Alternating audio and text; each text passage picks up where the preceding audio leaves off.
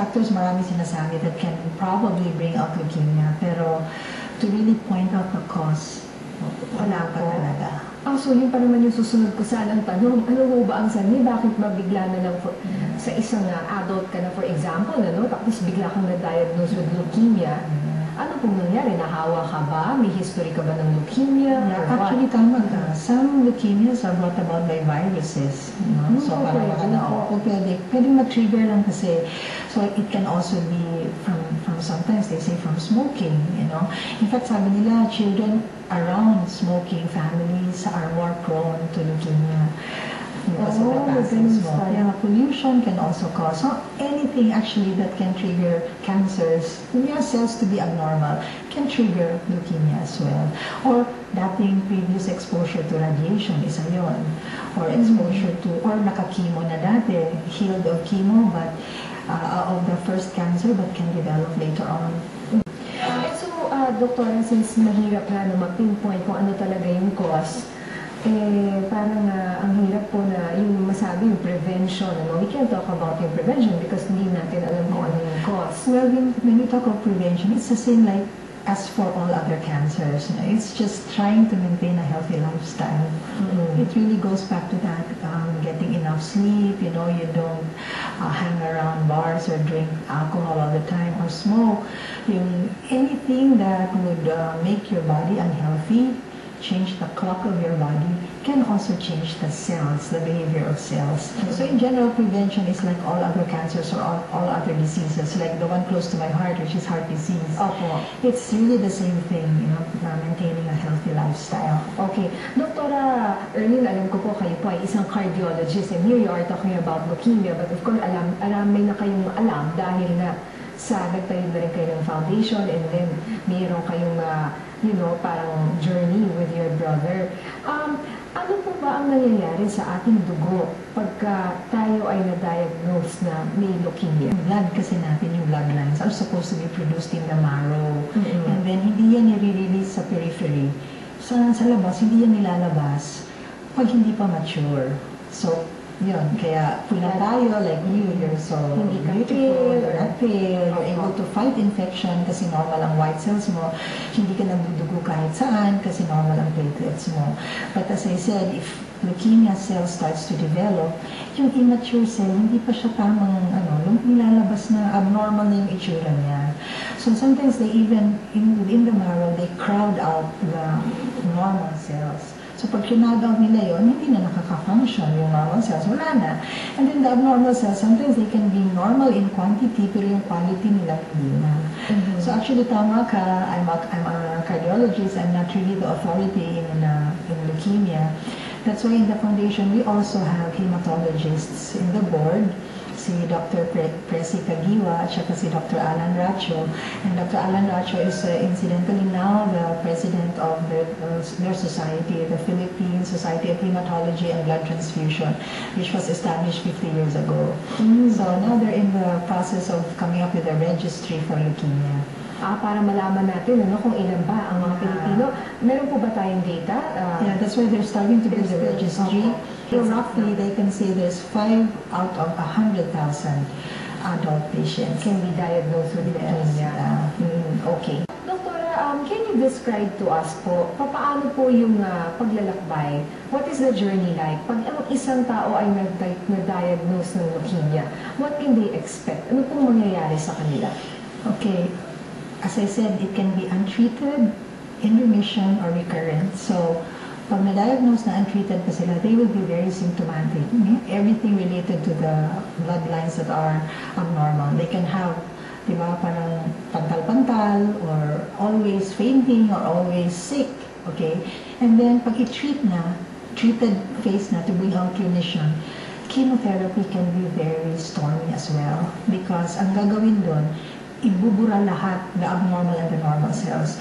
So from the treatment, agony na yun, from the diagnosis to the treatment. Then in the treatment, every step of the way, there's a chance that they will die. Ganun. Kasi pwede talaga silang, pag kinimo pala sila, pag kinimo ay hindi maka-respond yung marrow na normal. Okay? And then they can have overwhelming infection and they can die from that. But those who go through chemo and are successfully brought to remission, sometimes the remission can last 2 months, 6 months. Yun yung time na pwede talaga silang i-transplant. So, minsan makikita mo yung hope ng pamilya. Ako, magaling na. So, mahirapan na sila na to bring their patient back to chemo again. Kasi bago mag-transplant, i-chemo ulit yan. I-chemo ulit yan para wala na namang abnormal cells, and then put the new marrow, okay? Or bring in the stem cell into the patient. So, ganun ang journey. Each step is like, it's a miracle. Kasi talagang hindi mo alam kung the next day, andyan ka pa o wala na. Ang hirap naman po. Yeah. So it's really a faith journey. So kaya in the foundation, maybe our strongest arm will be the spiritual arm kasi this will involve visitations. Pinupuntahan namin sa bahay ng mga pasyente. In fact, meron kami isang pasyente ngayon na nasa Paranaque. Sana kung may nakikinig, kung makatulong sa kanya. Kasi ang foundation, we are opening ourselves not just to help others, but also those who can help. Baka pwede po silang makatulong sa foundation. In other words, if you have more in life, you can probably give of your resources. Or if you don't have more in life, pero meron kang talent na pwede kang, you can go visit patients to encourage them. Ganun, pwedeng yung effort mo lang to go and cheer up, yung time, yung resources mo, pwede, kahit anong pwede nyo ibigay. Parang it's really, the idea is empowering the healthy to help the helpless or the Para paano po sila makakatulong? I'm sure meron po tayong mga listeners na ngayon na gustong tumulong po sa inyong foundation sa kung ano man ang kapasidad, whether pera o yung kanilang sarili, volunteer. Paano po yun? Yeah, actually, if you go to the website, www.epcam, that's epcalm.org. There's a prompter there that you can click how to donate, and that's how there's a pathway na pwedeng para makatulong sa donation. Basta doon po sa address na yun, www.epcam.org. Yung EPCAM po EPCALM. Actually, the EPC stands for my brother's name. That's Erwin Piedad Cabanag, Adult Leukemia Memorial. So, in short, it's EPCAM. That will be known as the Adult Leukemia Foundation of the Philippines. Okay. Okay, Doktora, ito po si D. De Leo ng Binyan, Laguna. Pwede po bang malaman kung saan po ang foundation ninyo, yung office? Okay. Our office is located in St. Luke's Medical Center, the Medical Arts Building there, room 341. And ito na miss niya, Doc, what's the third arm in addition to spiritual and medical arm? Yeah, there's a financial arm. The financial arm, okay. Usually, Doktora, magkano po ba ang nagagastos ng isang pasyenteng may leukemia? Ito yung monster na i-face din ng mga pasyente. But as I said, we would want to show them that even the finances will be provided through the hand of God. Maniniwala ka, binibigay talaga yon pag kailangan ng pasyente.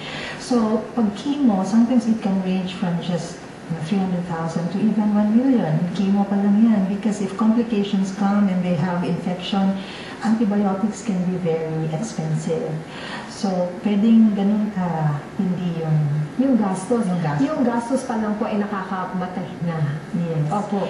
Yes. And then a bone marrow transplant, kung makarating ka doon, can range from, some say pwedeng 1.5 to, but it can go as high as 4 million. So talagang sa laki po ng gastos, harapin na po natin, di ba, yung realidad. Hindi po lahat ng ating mga kababayan ay may ganitong kalaking halaga. Correct. So yung sinasabi niyo nga kanina, yung quality of life, siguro yung po yung importante. Yeah, quality of life and how the journey. But kaya nga, di ba tinanong mo kanina, sa tagal nga sa leukemia na to, ba't wala pang foundation? Opo. Kasi that was what I realized during my journey with my brother. And I found out na siguro hindi sila nagpa-foundation because it's really difficult to support a patient financially. Just one patient will drain the whole foundation. Right? So the financial arm of the foundation will not give fish Okay, but we will try to help the patients learn how to fish. So we will pattern it. Actually, we're patterning it. Hindi naman po kayong bigay ng cash, hindi ganon. Actually, nagbibigay kami ng financial aid. Yeah. Opo. Pero it's not like if a patient comes and they said, Bibigyan na we need a bone marrow transplant and the cost is 4 million.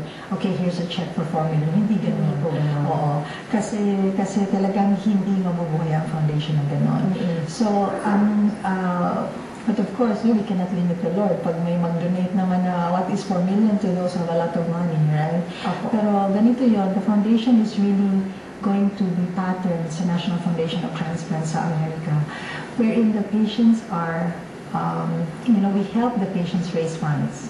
Kaya yung isang pasyente namin sa Paranaque, what we do is, it's like awakening the Bayanihan spirit in Filipinos. So we would want to show the Filipinos that if we help one patient, together we can. Okay, so it's empowering all of us to be concerned with our brethren na may isang tao na nakasakit na kailangan ng tulong. So, pag-hingi ka ng donation. So, kami, kasi yung isang pasyente, tinawagan namin yung association ng